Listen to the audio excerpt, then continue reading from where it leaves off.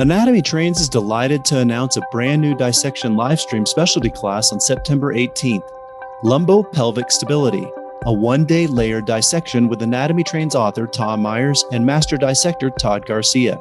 The early bird price of $150 is held until September 10th. After September 10th, the price is $250. Come see the body's actual core for yourself. This course will be provided over Zoom webinar with multiple camera views, live chat, and Q&A. Visit anatomytrains.com to sign up. This episode is brought to you by the Massage Mentor Institute. Diane Metkowski, also known as the Massage Mentor, and Allison Denney, also known as Rebel Massage, have teamed up to bring you the Massage Mentor Institute. MMI is a collection of teachings and education opportunities from industry leaders around the world, because your continuing education experience should be whatever you want it to be. They are building community one body part at a time, and they want you to be a part of it. Head over to themassagementorinstitute.com today to see more, learn more, and do more.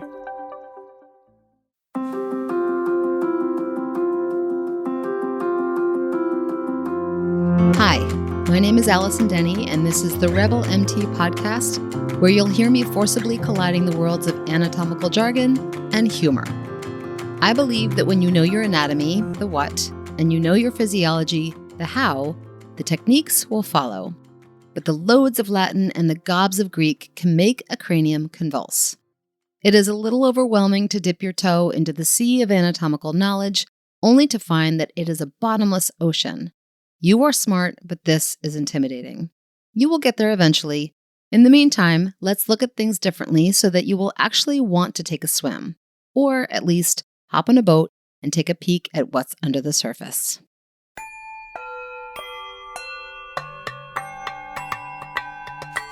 Welcome back to the podcast, everybody. Happy January 2022, Happy New Year, and happy all the things that we're celebrating in this hopes of a new year and hopes of things to come. So one of those things is to bring you guys interesting and fun information about the anatomy that lives underneath your skin and that you work with every day in the work that you do. And I'm continuing to do that with this episode focused on the biceps brachii. I'm choosing this muscle because it is one of those muscles that everybody knows about before they go to massage school or take an anatomy class. And yet it's one of those muscles that is the hardest ones to understand.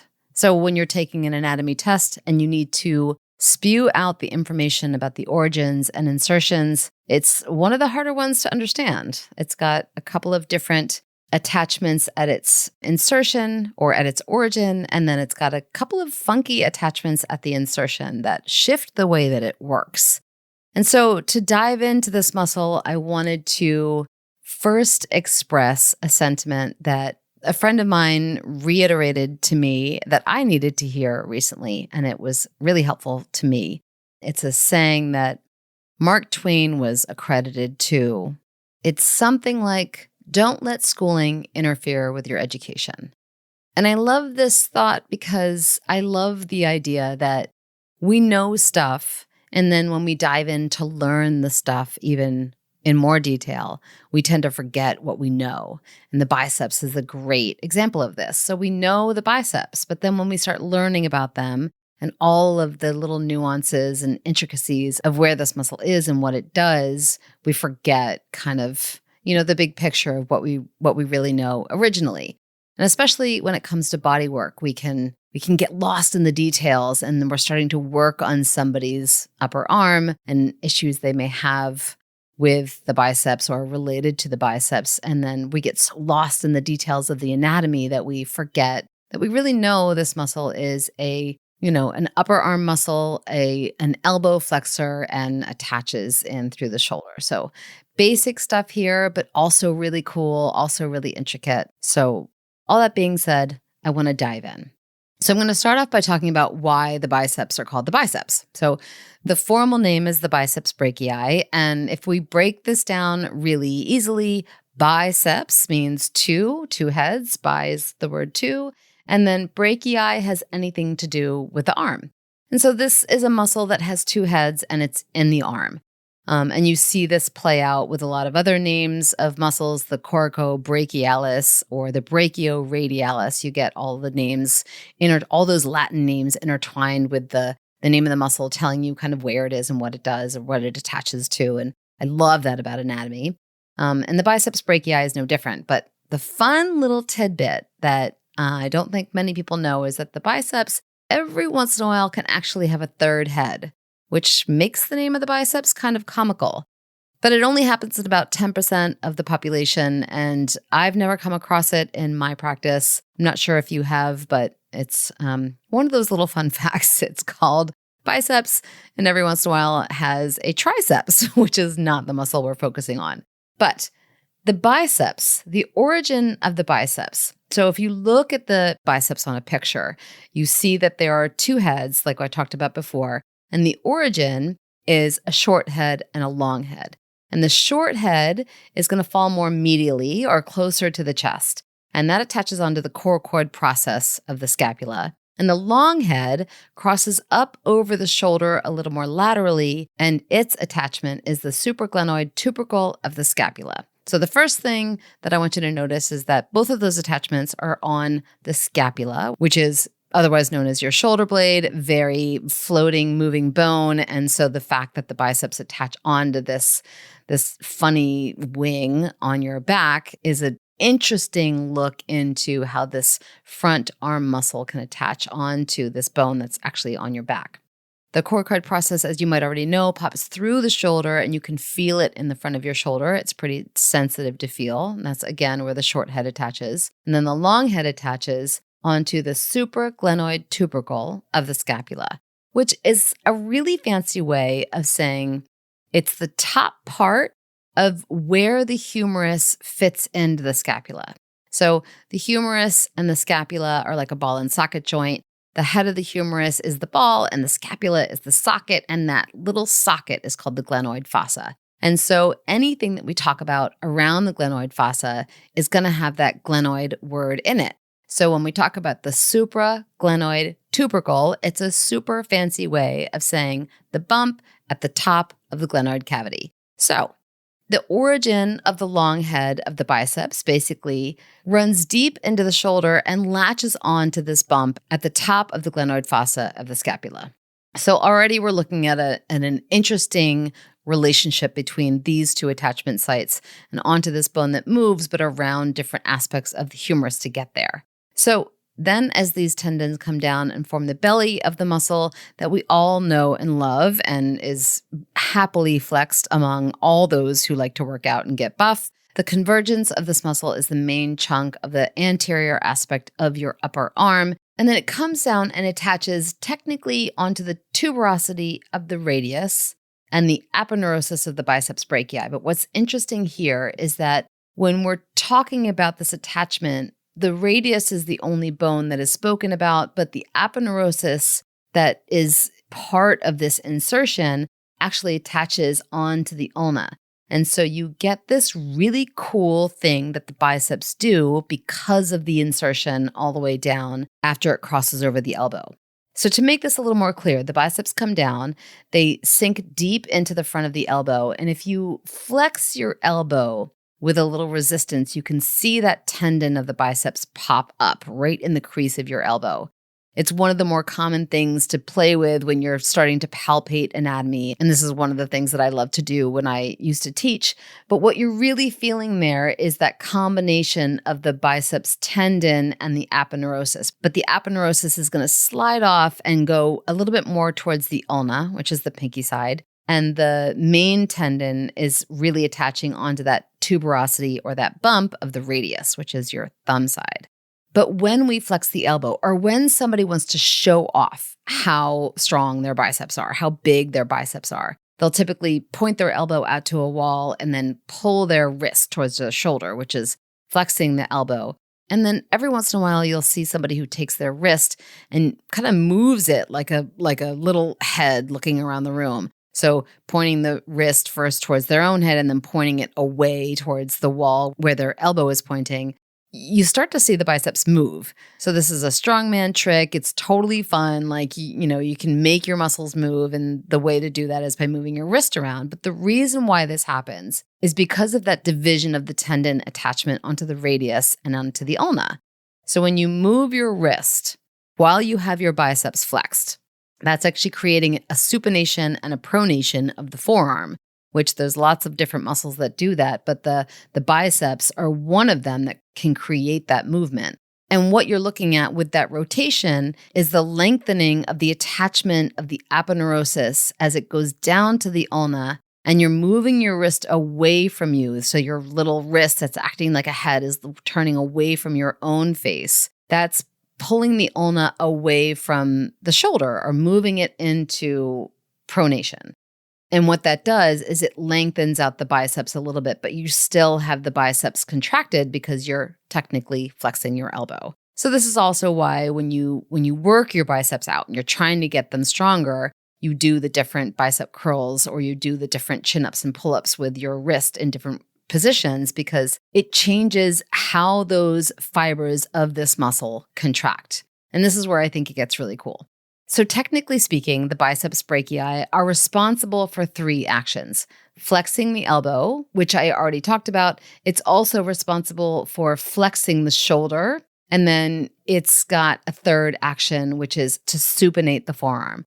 And that just means that it's bringing your palm up to the sky. Or if you've got that flexed position with your elbow pointed out, you're bringing your fist towards your own face. So that extra attachment, that extra aponeurosis that spans out away from the radius down at the insertion of the biceps is this awesome little nuanced part of what the biceps are and what the biceps do that can create this little movement that gives you so much information about how to work with this muscle when you're doing any body work. I want to get back to the word flex for a second, because I think this is another one of those terms that we know before we learn about anatomy, and then it changes once we start taking classes. So flexion in the world of anatomy and physiology is an anatomical movement. But before we get to massage school, before we take those classes, we think about flexing as making our muscles bigger. And that's not the case. We're actually contracting a muscle. So when I start to talk about the biceps, I can't not talk about this because it's all kind of in that same conversation. When we flex our biceps, we're making them bigger and we're flexing our muscles and we're showing off our guns and which way did the gun show and all that fun stuff. Get swole, get ripped, blah, blah, blah. But really what we're talking about is an action of a joint that this muscle is doing, and the muscle is contracting to make that joint move, in which case the biceps are contracting, the elbow is flexing, the shoulder is flexing, and the forearm is supinating. All of this language can feel confusing when you start to take these classes, but just remember that if you're talking about flexion before you get to massage school, it's that classic Dwayne Johnson posing for a picture. If you're talking about flexion once you understand the principles of anatomy and physiology, you are now talking about what a joint does. Whole different thing, same word. Don't let your education get in the way of what you already know.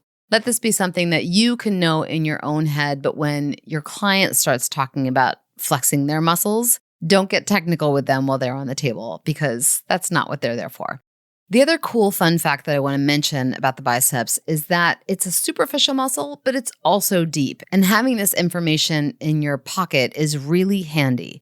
So it's a superficial muscle in that you can palpate it, you can feel it right at the surface, just underneath the skin. But the attachments dive down pretty deep, which is true for a lot of muscles. But if you think about the origins up at the scapula, they really dive into the shoulder capsule and become intertwined with a lot of other intricate elements to how the shoulder functions. And then their insertion crossing over the elbow down at the forearm, also diving down into what the radius and the ulna does, creates this complicated position about how many things can go wrong for the biceps or because of the biceps. What I've found most commonly is that people with bicep issues are not people who are going to have a pain or a dysfunction in the belly of the muscle. This does happen every once in a while, especially if you've got a bodybuilder who is very focused on making their shoulders and their arms huge, A lot of the discrepancies of how a bodybuilder will work out is that they want to make one part of their body huge, and that throws everything out of balance. And so the whole conversation about creating strength in other places to hold balance is one of those things that I'm always battling with my bodybuilder clients. But for the most part, unless you've got somebody really focused on making their biceps ripped, the biceps brachii dysfunction shows up typically as elbow pain or shoulder pain. And shoulder pain tends to be more about 75% of what you're going to see in your office because the shoulder is the shoulder. The shoulder is the most vulnerable, complicated joint in the body. It is the most movable, therefore it is the least stable. So part of the job of all of the tissues around the shoulder joint are to create stability, and the bicep tendons up at the coracoid process and up at the supraglenoid tubercle are not void of that responsibility. They don't technically have that job listed in their actions in most anatomy books, but what you've got here are tendons that are very long and stringy, surrounded by a lot of other long and stringy tendons, and trying to maintain integrity in a joint that really can pop out of place at any given moment. One of the most common complaints I hear about with clients who come into my office is this vague shoulder pain that they can't really understand at the front of their shoulder. And I usually spend a lot of time trying to figure out which attachment finding its way onto the head of the humerus has gone awry. And the bicep tendons, more typically the long head of the biceps, is one of the ones that can start to feel that strain and that responsibility and the weight of the world and start to deteriorate a little bit faster than other ones. Keep in mind, too, that that long head of the biceps tendon passes through a bony landmark that is specifically named for it. The bicipital groove is a little divot at the front of the head of the humerus in which the bicep tendon lays, kind of like when a rope swing has been wrapped around a tree for so long, it'll start to sink into the branch of the tree. This tendon has been hanging out in this bony landmark for so long that it's got its own little groove, its own little divot named for it. But it's also so precarious that it needs to be held in place. So the transverse humeral ligament is a tiny little band of connective tissue that acts like a bungee cord and tries to hold that tendon in place. Sometimes that can get weak and that tendon can pop out, and the weakness downward spiral just goes from there.